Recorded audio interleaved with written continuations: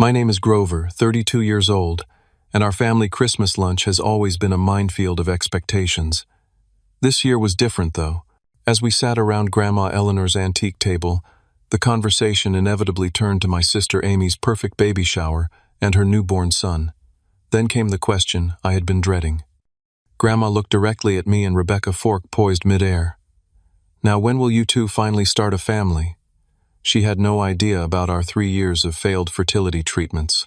Before I tell you how I finally stood up to my family after years of judgment, let me know where you're watching from and hit that subscribe button if you've ever had to deal with insensitive relatives during the holidays. Growing up as the middle child between two overachieving siblings was never easy. My older brother Michael excelled at everything academic, breezing through college and into medical school with seemingly minimal effort. My younger sister Amy was the family darling, beautiful and charming from day one, collecting achievements and admiration wherever she went. And then there was me, Grover Harrison Thompson, perpetually average in my parents' eyes. My father Thomas was a successful attorney who expected his children to follow in his ambitious footsteps. My mother Diane was a former high school valedictorian turned community organizer who couldn't understand why I wasn't driven to be at the top of every class. Family dinners often became impromptu progress reports, where Michael and Amy would share their latest accomplishments while I sank lower in my chair. Grover got a B+ on his math test. My mother would announce with a slight frown, while in the same breath, Michael has been invited to the state science competition again, and Amy won first place in the spelling bee. It wasn't that they didn't love me. They did, but their love always seemed conditional on achievement. The only person who accepted me completely was my grandfather William. Grandpa Will was different from the rest of the family. A carpenter by trade, he valued creativity and authenticity over accolades and appearances. "They're all chasing shadows," he would tell me during our weekend woodworking sessions in his garage. "Find what makes your soul light up, Grover, and the rest will follow." Those Saturdays with Grandpa Will were my sanctuary. While my siblings were off at various competitions or extracurricular activities, I was learning how to build birdhouses, repair furniture, and eventually create beautiful custom pieces. In his workshop, my average grades didn't matter. What mattered was patience, attention to detail, and the satisfaction of creating something with my own hands. When Grandpa Will died during my sophomore year of college, something fundamental broke inside me.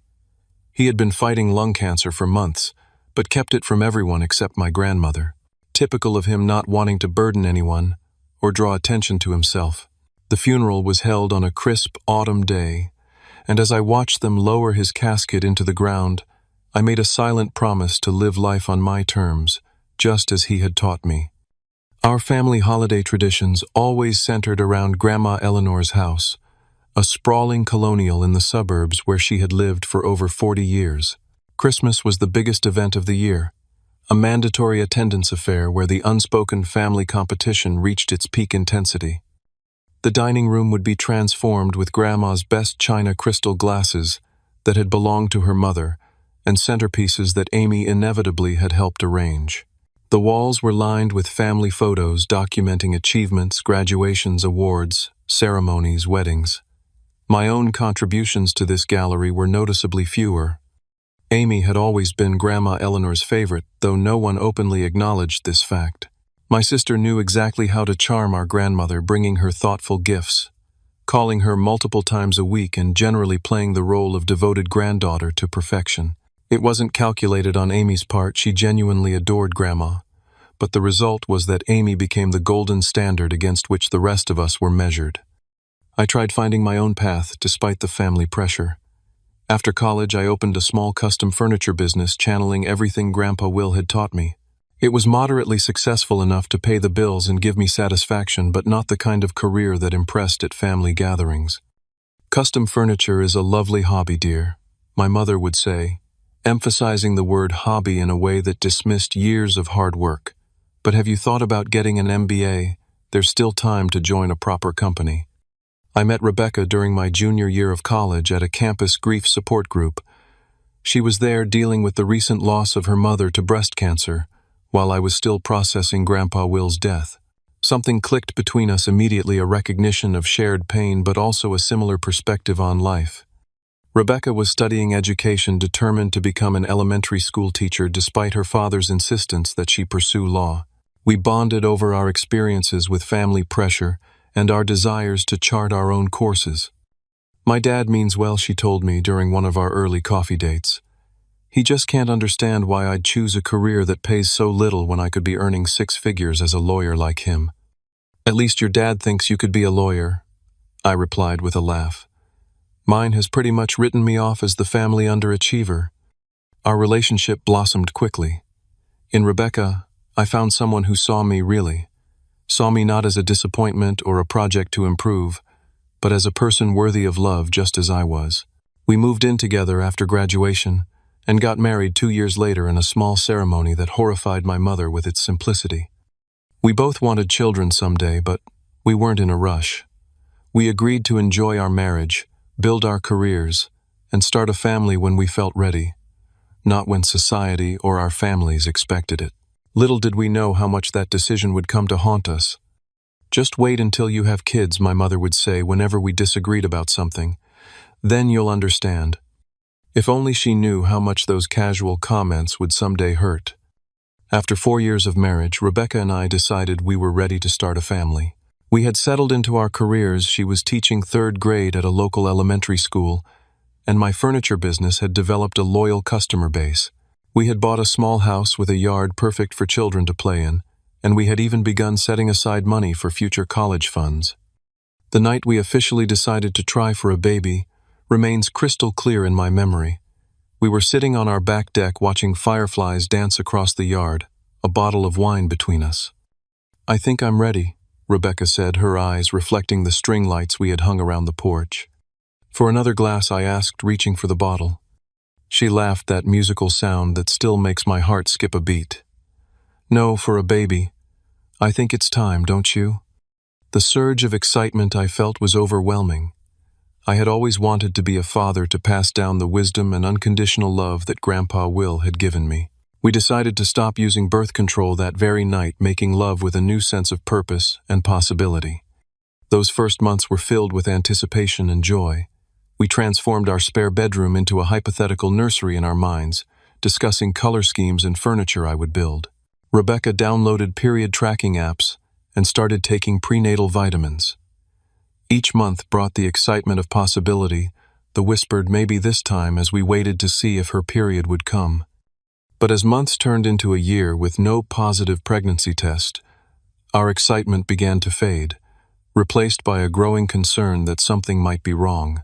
Friends around us were announcing pregnancies with seemingly effortless ease. My sister Amy got married to her college sweetheart James, and they immediately began talking about starting a family.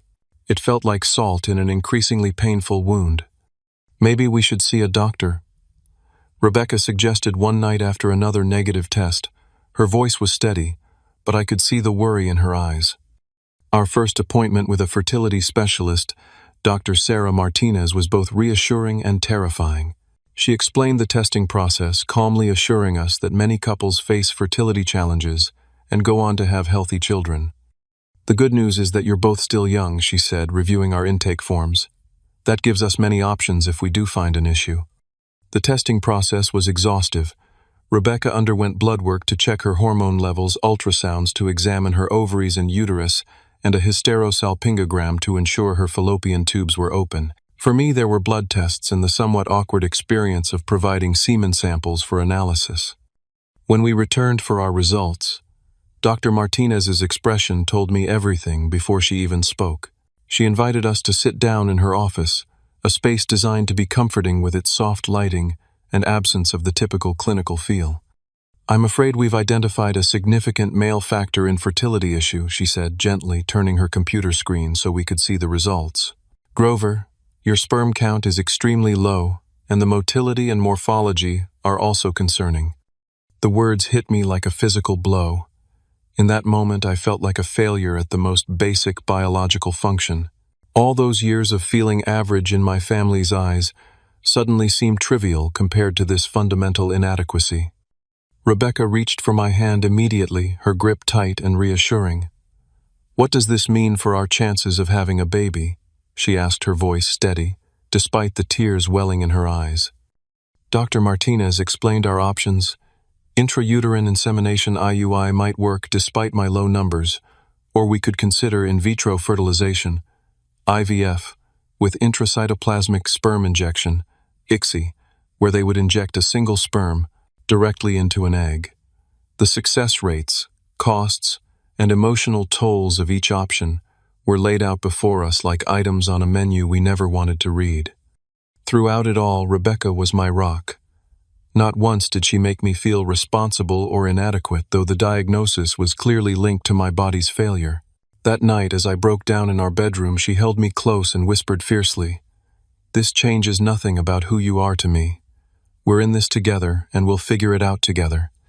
We decided to keep our struggle private from our families. Part of it was the intimate nature of the issue. Explaining my sperm count to my parents and grandmother wasn't exactly dinner conversation. But the larger reason was protection from the inevitable opinions, suggestions, and pressure that would follow such a revelation. We began treatment with IUI, a relatively less invasive and less expensive option. The process involved Rebecca taking medication to stimulate her ovaries, careful monitoring of her cycle, and then the procedure itself, where my specially washed sperm sample would be placed directly into her uterus around the time of ovulation. Each cycle brought a new wave of hope, followed by crushing disappointment. The first negative result was devastating. The second made us more determined. By the third, a grim routine had established itself: injections, monitoring appointments, the procedure, the anxious 2-week wait, and then the tears when Rebecca's period arrived right on schedule. The financial strain was considerable. My health insurance covered some diagnostic testing, but very little of the actual treatment. Rebecca's teacher's insurance was slightly better, but still left us paying thousands out of pocket for each attempt. I took on extra furniture commissions, working late into the night after my regular workday. Rebecca tutored students after school. Our savings, once earmarked for our future child's education, dwindled rapidly. The emotional toll was even greater. Sex, once spontaneous and joyful, became a clinical chore scheduled around ovulation. Then, as the treatments took center stage, it almost disappeared entirely. We were both exhausted, stressed, and increasingly isolated as we withdrew from social situations that might involve pregnancy announcements or children. Our marriage, strong as it was, felt the strain. We had our first serious argument after the fourth failed IUI when I suggested taking a break from treatments. "How can you want to stop?" Rebecca demanded, her voice rising uncharacteristically. "Don't you want this baby?" "Of course I do," I shouted back, frustration and guilt boiling over. "But at what cost? We're bleeding money. You're pumping yourself full of hormones, and for what? Another negative test, another month of disappointment." We stood on opposite sides of our kitchen, the space between us seeming impossibly wide. Then Rebecca's shoulders slumped, and she began to cry. Not the controlled tears of previous disappointments, but deep, body-shaking sobs. I crossed the room in 2 strides and wrapped my arms around her. "I'm sorry," I whispered into her hair. "I'm so sorry." "No, you're right," she said once the sobs subsided. "We need a break. I don't recognize myself anymore. All I think about, all I dream about, is getting pregnant." That night we made a decision to step back from treatments for a few months. We needed to remember who we were as a couple beyond this struggle, to heal both financially and emotionally before deciding our next steps.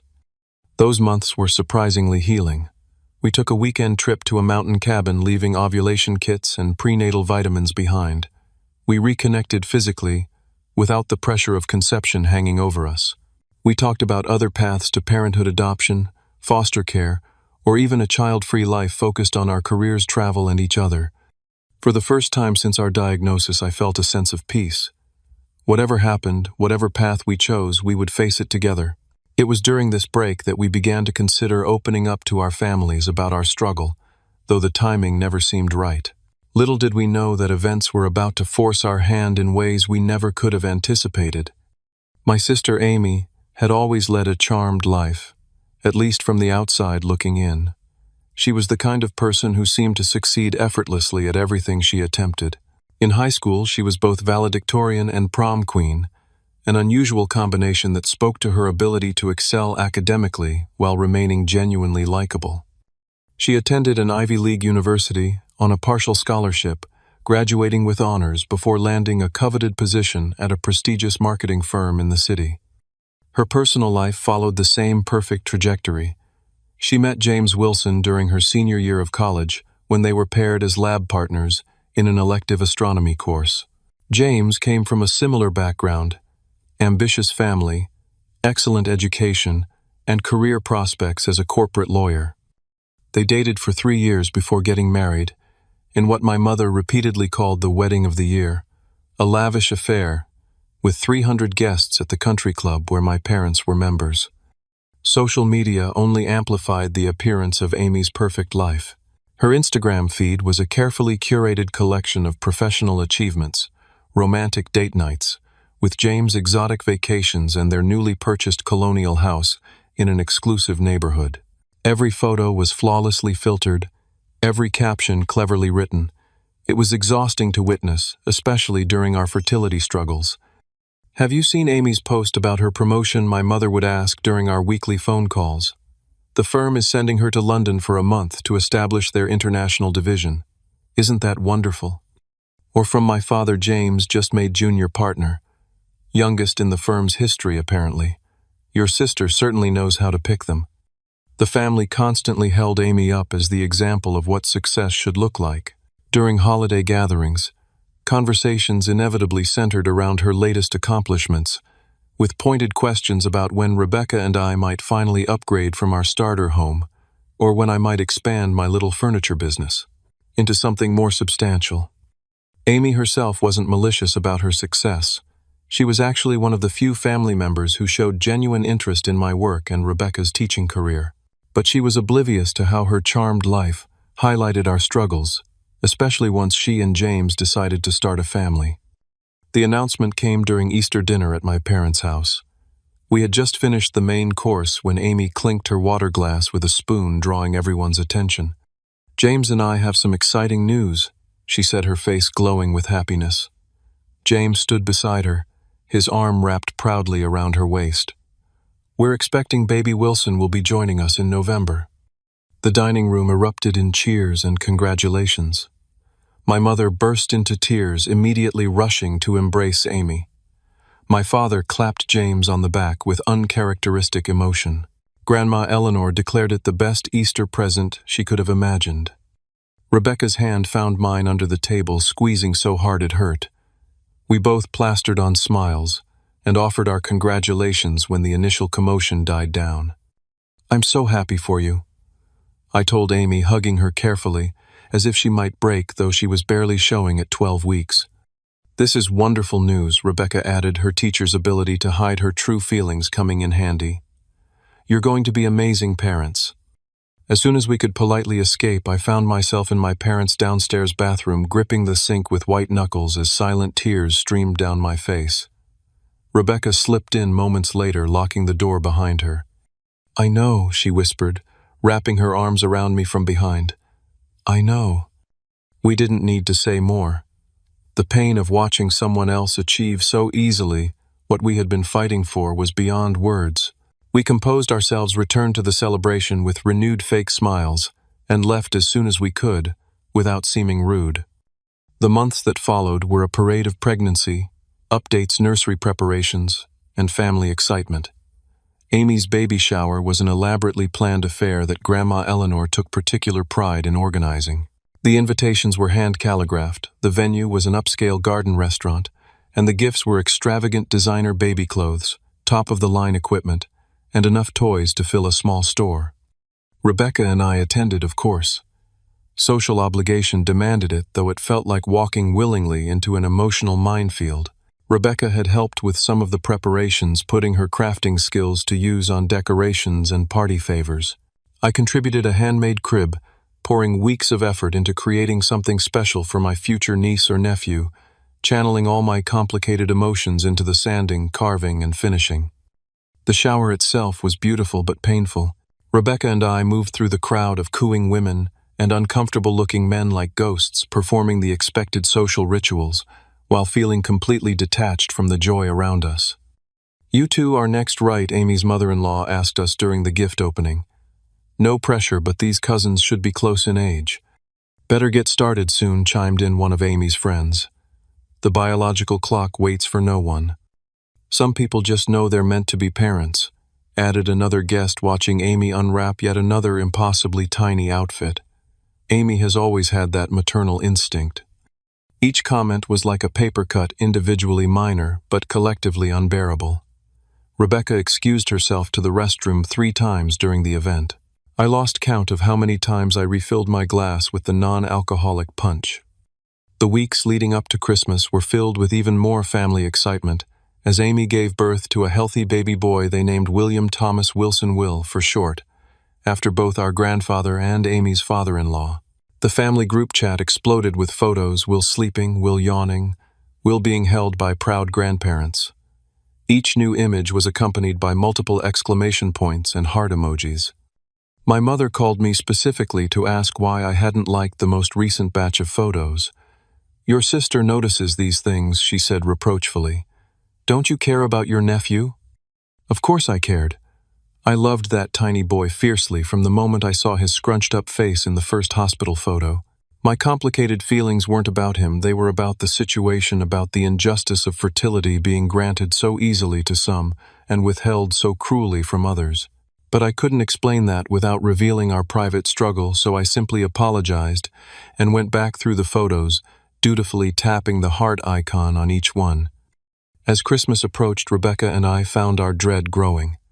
This would be Will's first Christmas barely a month after his birth. He would undoubtedly be the center of attention, and the comparison between Amy's new family and our childless state would be impossible to ignore. "We need a plan," Rebecca said one evening in early December, as we decorated our own modest Christmas tree. "I can't handle another event like the baby shower." We sat down that night and created a strategy. We would drive separately to allow for a quick exit if needed. We would prepare standard responses to the inevitable questions about our family plans. We would support each other with secret signals when one of us needed a break. And most importantly, we would present a united front if anyone pushed too hard. "No more smiling and nodding while they make us feel like failures," I said firmly. "We've been through too much for that." Rebecca nodded, her expression more determined than I had seen it in months. "Agreed. It's time to stand our ground." We had no idea just how literally we would be putting that plan into action. I woke up on Christmas morning with a knot of anxiety already forming in my stomach. Rebecca was still asleep beside me, her face peaceful in a way it rarely was these days. I slipped out of bed, quietly padded to the kitchen, and started the coffee maker, watching the early morning light cast long shadows across our backyard. 3 years of trying to have a baby. 3 years of doctors' treatments, tears, and disappointment. And now we were about to face a family gathering centered around a newborn, with all the attendant comments and questions that would inevitably come our way. By the time Rebecca joined me in the kitchen, I had already rehearsed a dozen potential conversations in my head, none of them ending well. "You're spiraling," she said, knowingly, accepting the mug of coffee I handed her. She was wearing the Christmas sweater my parents had given her last year, a gesture of solidarity and family unity that made my heart ache. "Just preparing for battle," I replied, attempting humor but falling short. Rebecca set down her coffee and took both my hands in hers. "Listen to me, Grover. We've faced worse than a family Christmas. We've held each other through failed treatments, through negative tests, through the days when it felt like we couldn't breathe from the pain of it all. We can handle a few hours of insensitive comments." Her strength centered me, as it always did. "You're right, and we have our exit strategy, if things get too intense." "Exactly." Plus, she added with a small smile, "I may have slipped a flask of bourbon into my purse for emergencies." That made me laugh genuinely. "Have I told you lately that you're the best decision I ever made?" "Not since yesterday," she teased, rising on tiptoes to kiss me. "Now let's get dressed and face the music." We arrived at Grandma Eleanor's house at exactly noon, the agreed-upon time for Christmas lunch. The driveway was already full of cars. My parents' luxury SUV, Amy and James's European sedan, Uncle Frank's pickup truck, and several others belonging to extended family members who made the annual pilgrimage. Grandma's house looked like something from a holiday catalog. White lights outlined the roof and windows, a massive wreath hung on the front door, and through the windows we could see the glow of the 12-foot Christmas tree in the living room. Under different circumstances, it would have been heartwarming. Ready, Rebecca asked, squeezing my hand. As I'll ever be, I replied, reaching for the bags of presents in the back seat. We were greeted at the door by my father, already wearing the slightly glazed expression that came from his traditional Christmas morning bourbon. "There you are," he boomed, pulling me into an awkward one-armed hug. "Merry Christmas. Everyone's in the living room. Wait until you see little Will. He's wearing the Santa outfit your mother bought him. Spitting image of your grandfather, I swear." The house was warm and filled with the familiar sense of Grandma Eleanor's cooking roast turkey cinnamon pine from the fresh tree. Family members were scattered throughout the living room and adjoining dining room conversations overlapping in a familiar holiday cacophony. My mother spotted us and hurried over, perfume wafting around her, as she embraced first Rebecca, then me. "Merry Christmas, dears. Don't you both look nice? Rebecca, that sweater is perfect on you. I knew it would be. Come in, come in. Amy's just feeding Will, but she'll be down in a minute." We made our way through the room, exchanging greetings and holiday wishes with various relatives. Cousin Sarah, heavily pregnant with her third child, immediately launched into a detailed account of her latest ultrasound. "The technician says he's already 7 pounds. Can you believe it? I'm absolutely enormous. You two are so smart to wait on having kids. Pregnancy is just brutal on your body." I felt Rebecca tense beside me, but she maintained her polite smile. "Everyone's journey is different," she said diplomatically. We had just escaped Sarah's pregnancy monologue when Uncle Frank cornered me near the drinks table, scotch already in hand, despite the early hour. "So, nephew," he said, clapping me on the shoulder hard enough to slosh my newly poured wine, "when are you going to follow your sister's example and give Eleanor another great-grandchild? Or are you shooting blanks?" He laughed uproariously at his own joke, oblivious to the way I froze beside him. Frank, my Aunt Margaret, appeared beside him, looking mortified. "That's inappropriate." "Just guy talk, Maggie," he protested, but allowed himself to be led away, winking at me over his shoulder. I stood there, wine glass clutched too tightly in my hand, when I heard Rebecca's voice from across the room. "I'm going to help in the kitchen for a bit." Our eyes met, and I nodded slightly, understanding her need for a momentary escape. I was just considering following her when Amy appeared at the top of the stairs, cradling a small bundle wrapped in a soft blue blanket.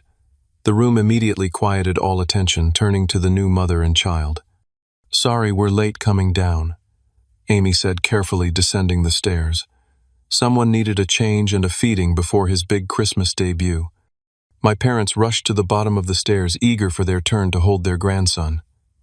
I hung back, unsure how to navigate this moment that was both beautiful and painful. James appeared behind his wife, his hand protective, at the small of her back. He looked tired but happy, the way new parents do, slightly shell-shocked, but radiating pride.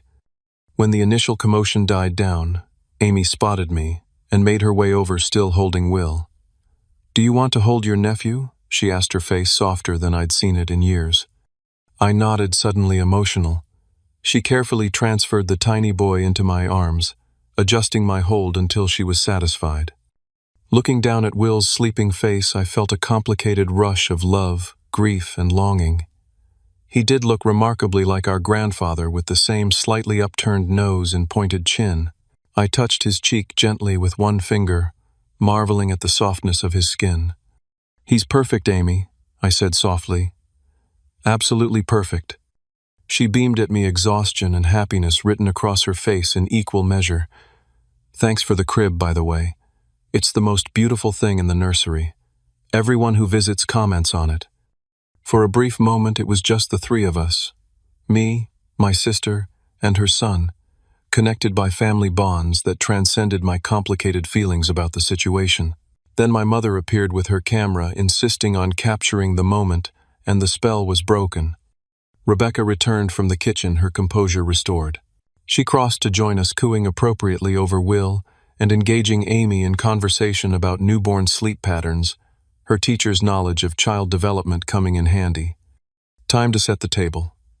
Grandma Eleanor announced from the dining room doorway, "Dinner in 20 minutes." Rebecca and I volunteered to help, grateful for the task to occupy our hands and minds. We followed Grandma into the dining room where her best china and crystal were already laid out on the table waiting to be arranged. "Rebecca, dear, you know where the napkins go," Grandma said, handing her a stack of pressed linen napkins. "Grover, you're on silverware duty." As we worked, Grandma moved around the table making small adjustments, her perfectionism showing in every straightened fork and precisely centered plate. At 82, she was still remarkably spry, though she occasionally winced from the arthritis in her hands. "Amy and James seem to be adjusting well to parenthood," she commented, as she folded a napkin into an elaborate shape. "They do," Rebecca agreed. "Will is a very calm baby from what I can see." "Nothing better than a new baby at Christmas," Grandma continued, a hint of wistfulness in her voice. "Reminds us all of new beginnings, new life." She paused, looking pointedly at Rebecca and me. "I do hope I live long enough to see more great-grandchildren. At my age, one can't take time for granted." The statement hung in the air, its implied question unmistakable. I concentrated on arranging the silverware, pretending I hadn't understood the hint. "The turkey smells amazing, Grandma," I said, deliberately changing the subject. "Did you do anything different this year?" She allowed the diversion, launching into an explanation of her brining technique, but the moment had set the tone for what was to come. As the family began to gather around the table, I caught Rebecca's eye across the room and saw my own apprehension reflected there. We were in for a long meal. The family settled around Grandma Eleanor's extended dining table, a seating arrangement that had remained largely unchanged for years. Grandma at the head. My parents to her right, Amy and James with baby Will and a portable bassinet beside them, Uncle Frank and Aunt Margaret, cousin Sarah, and her husband Todd, and a few other relatives arranged according to some familial hierarchy that no one questioned. Rebecca and I took our usual spots near the far end, somewhat removed from the central action. In past years, this distance had bothered me, a physical manifestation of our peripheral status in the family dynamic. Today, I was grateful for the slight buffer it provided. Dad said grace, a tradition he had inherited from Grandpa Will years ago. His prayer was longer than usual, with special mentions of the blessing of new life in our family and the joy of watching the next generation begin. I kept my eyes closed even after he finished, taking an extra moment to compose myself before facing the meal ahead. The first half hour progressed relatively smoothly. Food was passed, compliments to the cook were offered, and conversation flowed in predictable channels: updates on jobs, homes, local gossip, and politically neutral current events. Will slept peacefully in his bassinet, waking only once for a quick check from Amy. "He's such a good baby," my mother gushed. "Barely makes a peep." "Not like you, Grover, you screamed for the first 3 months straight. We thought we'd never sleep again." "Must be taking after his mother," Uncle Frank added. "Amy was always the easy one." I smiled tightly and focused on my plate. As the main course was winding down, the conversation inevitably turned more directly to baby Will and Amy's experience of new motherhood. "How are you finding it?" Aunt Margaret asked Amy. "Being a mother?" Amy's face softened. "It's overwhelming sometimes, but in the best way. I've never been so tired or so happy. It's like my heart is walking around outside my body now." Murmurs of agreement came from the parents around the table. Rebecca's hand found my knee under the tablecloth, squeezing gently. "And the delivery went well?" cousin Sarah asked, one hand resting on her pregnant belly. "No complications?" "Textbook perfect," James answered proudly. "Amy was amazing. 8 hours from start to finish, and only 20 minutes of pushing. The nurses said they'd never seen a first-time mom handle it so well," Amy added with a hint of justified pride. Grandma Eleanor beamed at her youngest grandchild. "That baby shower we threw was just the beginning. Wait until you see what I have planned for his christening this spring." "The shower was beautiful," Grandma Amy agreed. "Everything was perfect." It was Grandma nodded satisfaction, evident in her expression. Then she turned her gaze directly to Rebecca and me, her eyes suddenly piercing. "Your sister's baby shower was just perfect. Now, when will you two finally start a family? You're not getting any younger, you know. The table fell silent. Even the clinking of silverware against china ceased, as everyone seemed to collectively hold their breath. I felt Rebecca go completely still beside me. Time seemed to slow down as I sat there, fork suspended above my plate, the weight of everyone's attention pressing down on me. 3 years of pain, disappointment, and forced smiles crystallized in that moment into something hard and immovable within me. I carefully set down my fork, took a sip of water, and looked directly at my grandmother. Actually, Grandma, we did start a family. We just didn't invite anyone who treats us like failures to be part of the journey. The fork in Grandma Eleanor's hand trembled visibly, then clattered against her plate. Her mouth opened and closed once, twice, no sound emerging. Around the table, expressions ranged from shocked to confused to uncomfortable. Amy was the first to attempt damage control. I'm sure Grandma didn't mean anything by it, Grover. It's just conversation. No, I don't think it is just conversation when it happens at every single family gathering. I replied, my voice calm but firm.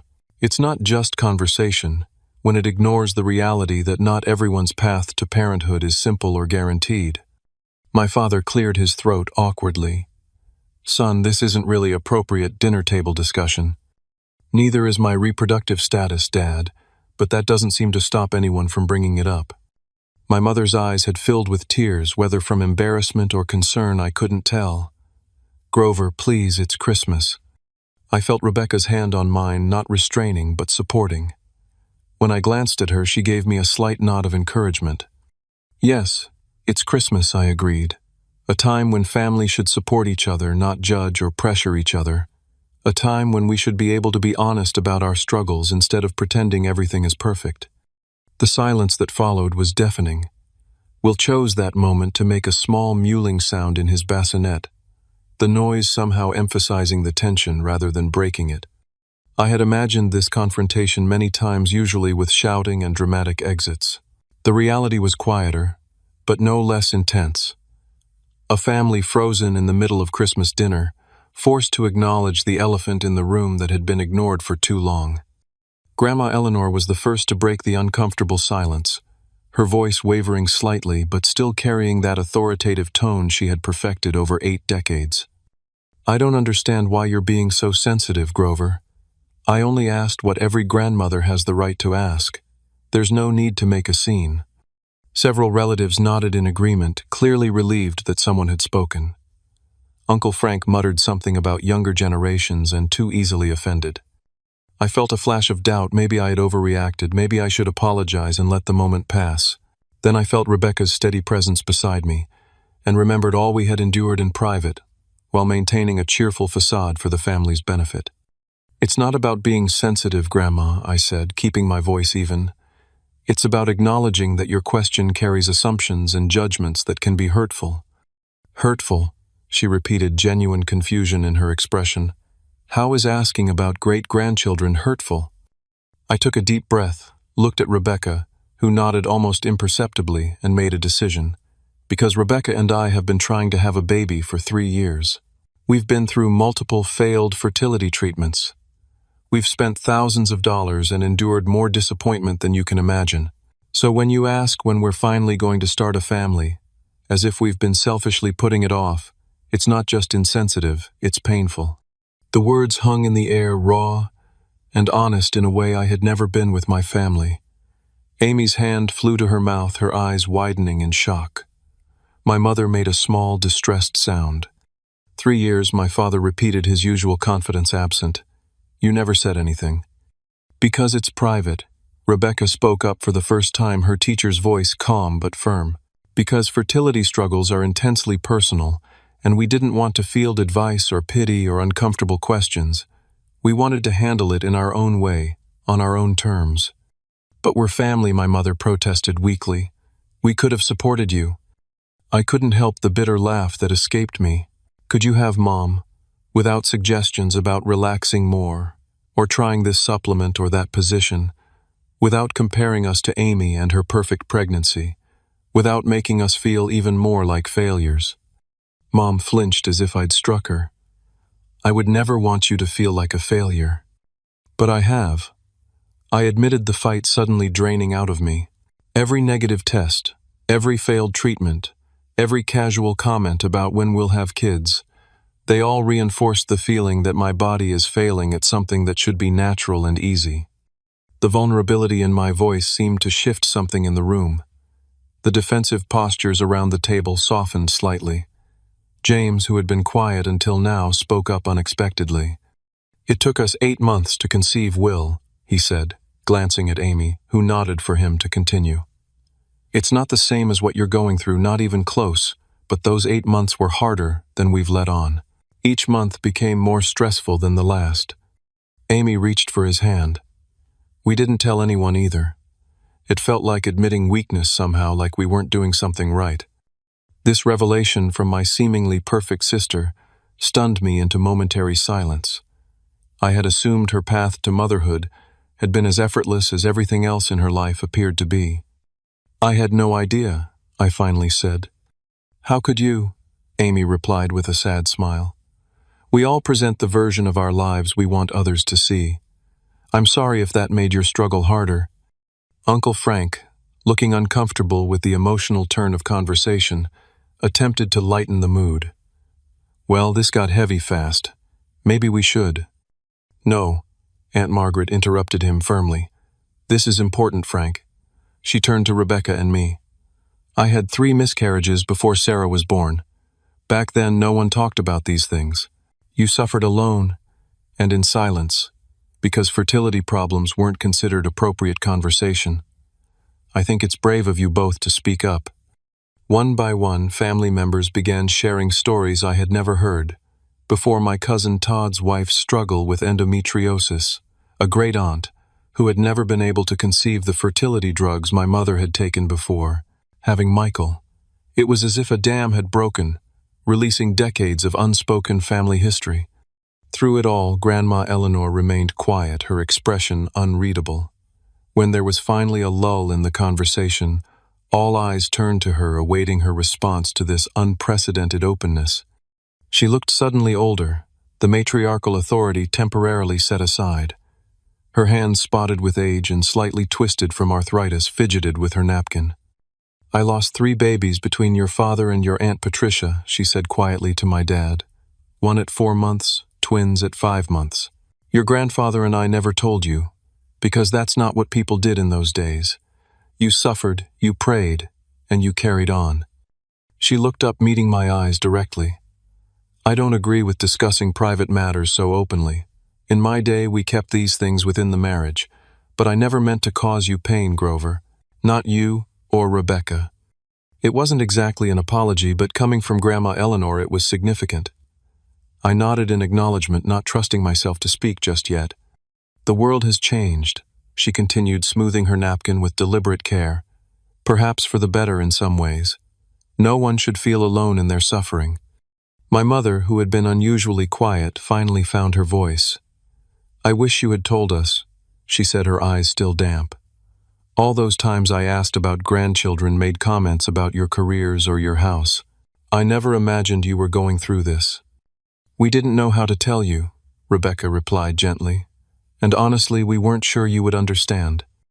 Mom looked stricken. "Have I been that terrible a mother?" "No," I hastened to assure her. "But you've always had very clear expectations about what success should look like. Career, marriage, children, all following a particular timeline. We didn't want our struggle to become another way we weren't meeting those expectations." Dad, who had been processing everything silently, finally spoke. "I'm sorry we made you feel that way, son. Your mother and I, we only want you to be happy. We haven't always been good at showing that, I know." The conversation continued, occasionally veering into uncomfortable territory, but always returning to a place of greater understanding than before. For the first time in my adult life, I felt truly seen by my family, not as the underachieving middle child, but as a person with real struggles and real strength. As we talked, I noticed Amy quietly nursing Will in the corner, watching the family dynamics shift with a thoughtful expression. When our eyes met, she gave me a small smile of solidarity that meant more than any words could have. The Christmas dinner that had begun with such tension gradually transformed into something else entirely, a genuine family gathering where pretenses had been set aside, however temporarily, in favor of honesty and connection. The remainder of Christmas Day unfolded in a way I never could have predicted. After the heavy conversations at the dining table, there was an almost palpable shift in the family atmosphere. As we moved to the living room for dessert and coffee, the usual performative holiday cheer was replaced by something more authentic. For the first time in years, I found myself having genuine conversations with relatives rather than exchanging polite small talk. Uncle Frank, awkward but sincere, pulled me aside near the Christmas tree. "Listen about that blank's comment earlier. That was out of line. I didn't know what you folks were going through." "You couldn't have known," I replied, surprised by his apology. "Still not an excuse for being a jackass," he said gruffly.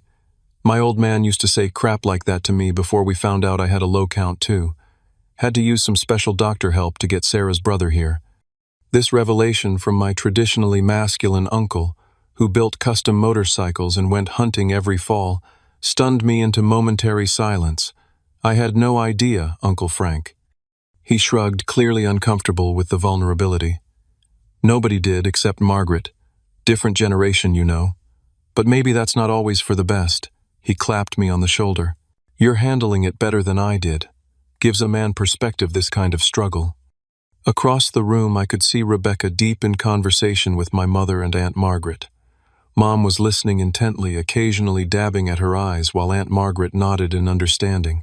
Rebecca caught my eye and gave me a small smile that conveyed both exhaustion and relief. Even the gift exchange, usually a somewhat stressful affair dominated by comparisons and expectations, felt different. The presents seemed less important than the connections being formed or repaired around them. When Amy handed us a small, carefully wrapped package, her expression was hesitant.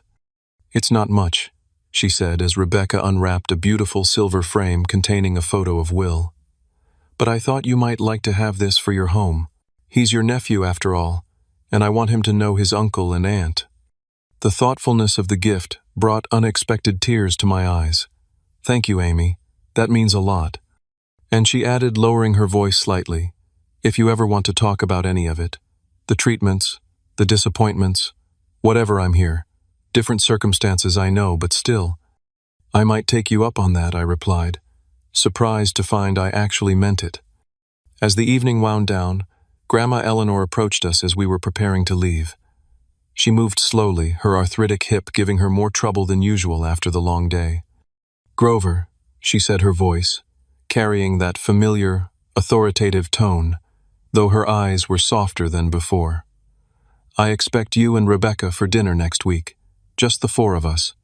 We have more to discuss, I think." It wasn't a request, but neither was it the command it might have seemed in the past.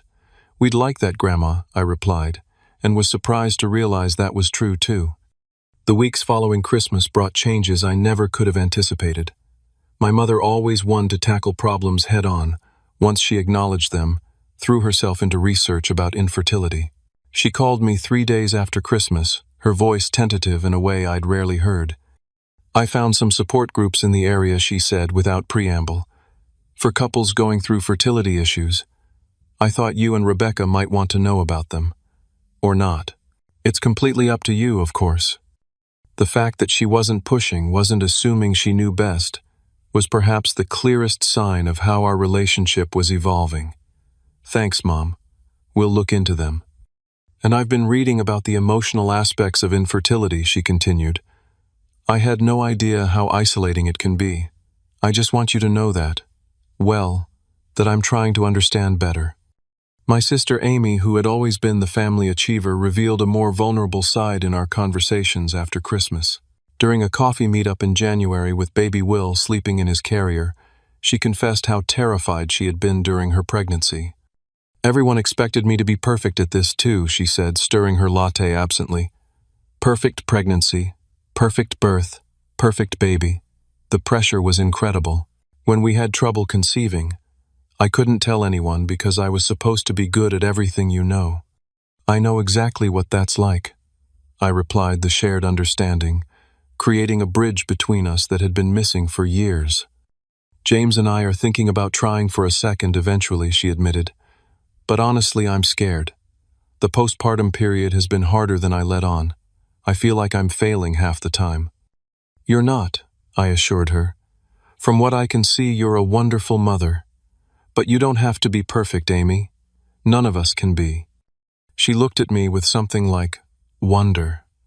"When did you get so wise, little brother?" "Somewhere between the third and fourth failed IUI, I replied with a wry smile. Suffering has its educational benefits.